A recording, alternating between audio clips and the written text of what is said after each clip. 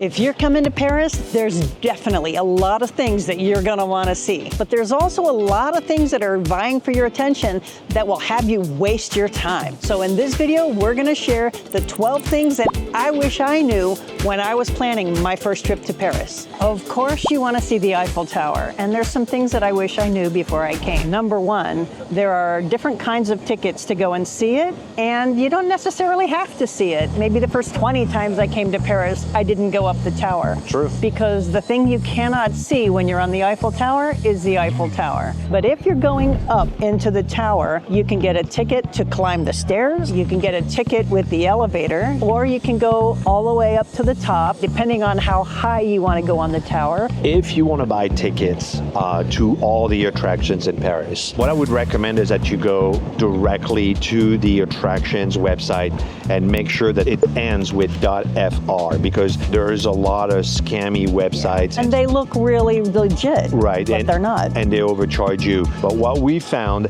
is a website called Tickets that sells all the tickets to all the major attractions, Sainte-Chapelle, le Louvre, Opéra Garnier, the Catacombs. Tickets is the way to go because you can do it all in one place. It's legitimate. We're going to put a link in the description. Check it out and see if it's a good fit for you to buy all your tickets. Either go early or go late. The 10 to 5 time frame for the Eiffel Tower is the place that you want to avoid. There are restaurants in the tower, and I wish that I knew the first time that there are restaurants in there. You know, we've done a review of one of those, so you can check out that video. There's a lot of scammers at the base of the Eiffel Tower, and when you arrive there with your eyes filled with dreams, oh, it's the Eiffel Tower, and then all of a sudden you're feeling yourself clenching your purse. You're going to have somebody come up to you and ask if you speak English and ask if you would fill out a survey. You've got people that have sunglasses or little toy Eiffel Towers all over the place. This is the hottest spot in town for pickpockets. You definitely want to be on guard there. I know that for some of you, climbing the Eiffel Tower is on your bucket list. The second floor is really the place you want to be. You don't need to go to the third floor. The third floor gets really crowded. It's a different elevator. It's more money, and it can be really windy. Everybody that I know gets lost sometime the first 10 times they go to the Louvre. One of our first videos was us going to the Louvre. How many pieces are we going to see today? I said 22. With a I plan. looked up online where everything was, and we got inside and got so lost. Antoine put me like Tweedledee and Tweedledum in the video. You can check that one out if you want a good laugh. Absolutely, unequivocally, get a guide. For the vast majority of us, there is about a half a dozen pieces of art that we want to see. What you can do is you can tell a guide, this is what I want to see, and then they'll take you, okay, here, here, here, here. None of these things that you actually want to see or in the same room, on the same floor, in the same Make building. it easy. You think about Mona Lisa, Venus de Milo, the Winged Victory. The Winged Victory. Like there's a lot of different things in there. So a guide will help you to find all of that kind of stuff, let you know what's there, and then take you to see things that matter to you. Yeah. Louis XIV did not consider air conditioning when he built Versailles. The first thing is do not go on a hot summer day.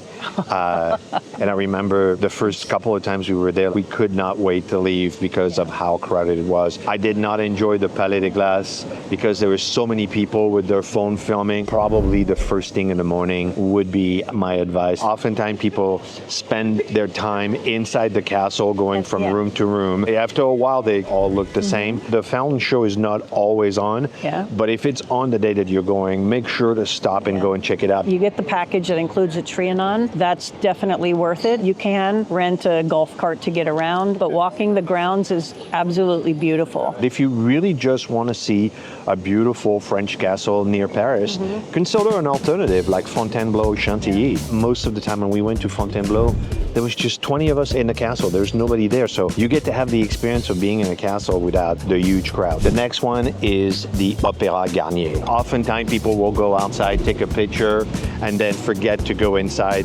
The Opéra Garnier is absolutely stunning inside. One of the most beautiful buildings in Paris, I think. The good news about the Opéra Garnier also is that it's surrounded by hundreds of restaurants within walking distance. But the other thing is right behind the opera is the Galerie Lafayette, which is a huge department store behind. So if you're in a mood for shopping, it's a great place. But they have an amazing rooftop with another place with an amazing view of Paris. And It seems very strange to go into a department store just to go and use their roof.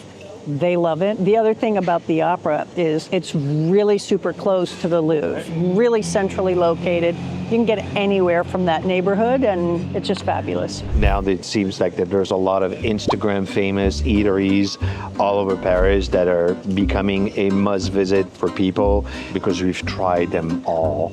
They're mostly disappointing, overrated, all overpriced, and it makes a great picture for your album. Okay, The picture is better than the food. The picture is better than the food. Paris is the city where you take a left, you take a right, you go down the street, there's a little bistro, you sit down, and then you have one of the best meals in your life. I call them accidental restaurants where you just turn the corner and it just calls you. I was born in Paris, but as a young man, because I left, I was 18. The place that I discovered with you that I thought was really great was Les Invalides. This is the museum where you have the tombstone of Napoleon. Yep. It's a series of museums. It's a huge compound, but there's a museum of the cannons and the uniforms and the Napoleon had recreated large-scale models of cities all around France. I was pleasantly surprised by the visit. I was pleasantly surprised by that, too. Another place that I wish I knew in the first trip was Père Lachaise Cemetery. When Antoine and I went there, we were taking a picnic. She was like, "Are you taking me to a cemetery to have a picnic?" There's something really wrong with it. And I'm like, "Trust me, it's going to be great." But this is the resting place for so many truly famous people. If you're overwhelmed when you're in Paris, go to Père Lachaise. Go over there with a sandwich or a little pastry, just sit down and just take it all in. Let me put it this way. It's cool enough that there are actually tour guides who will take you through Père Lachaise. Definitely worth doing. And the other one that I didn't think I wanted to do was the Catacombs because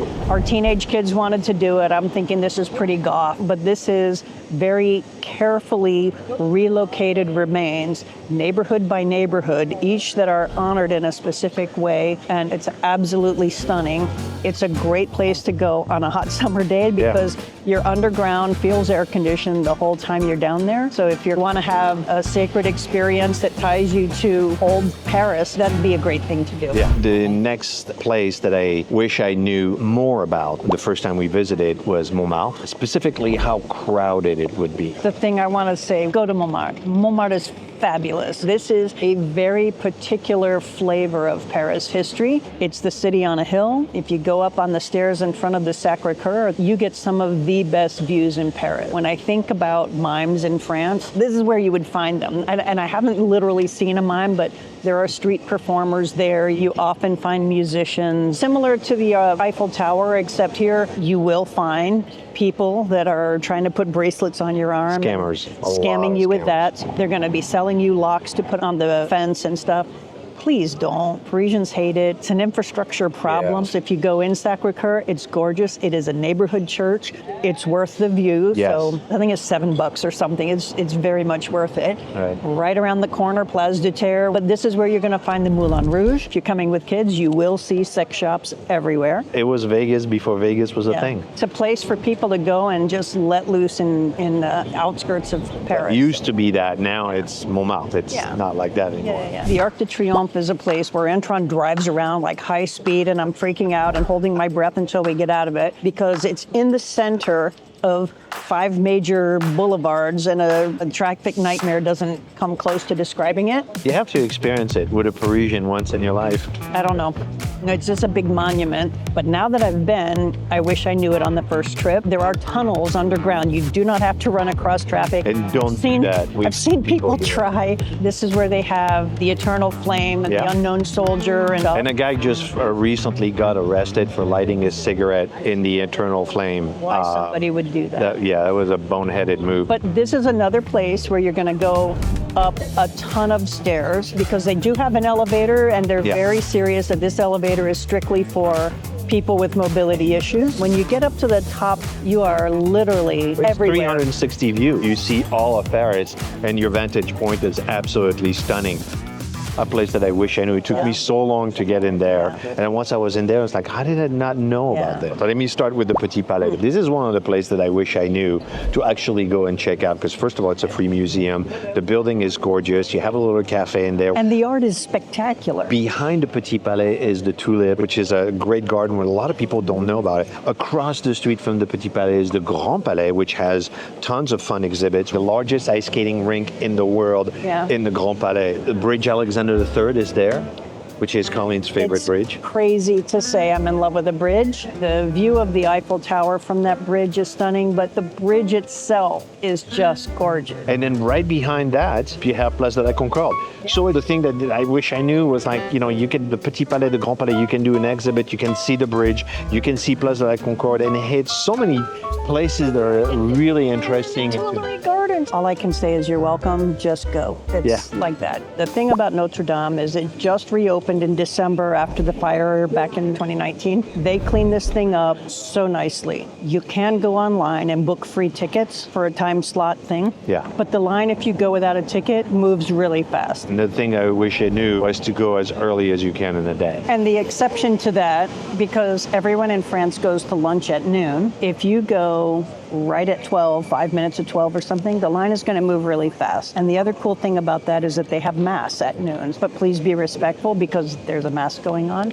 Block away, Sainte-Chapelle is a royal church that has like floor-to-ceiling stained glass, especially on a bright sunny day. You're going to need a ticket for Sainte-Chapelle. You can't get in, and that's a timestamp ticket. And you can get a bundled ticket together with the conciergerie, which is one of the original royal palaces where Marie Antoinette spent her days before she was beheaded. The conciergerie and the Sainte-Chapelle with Notre-Dame right around the corner, it's just a beautiful way to spend a day. Yeah. And I wish that I knew when I came to Paris before that there was a hop-on, hop-off boat. It's not just the buses that drive around, but riding through Paris on a boat is extraordinary. This is a city of bridges, and when you come out from under a bridge and like all of a sudden Notre-Dame is there looking at you, you're seeing it the way people explored it many years ago. And it's not a guided tour. No. You get on the boat and then you ride until the next stop. They're basically going from all the major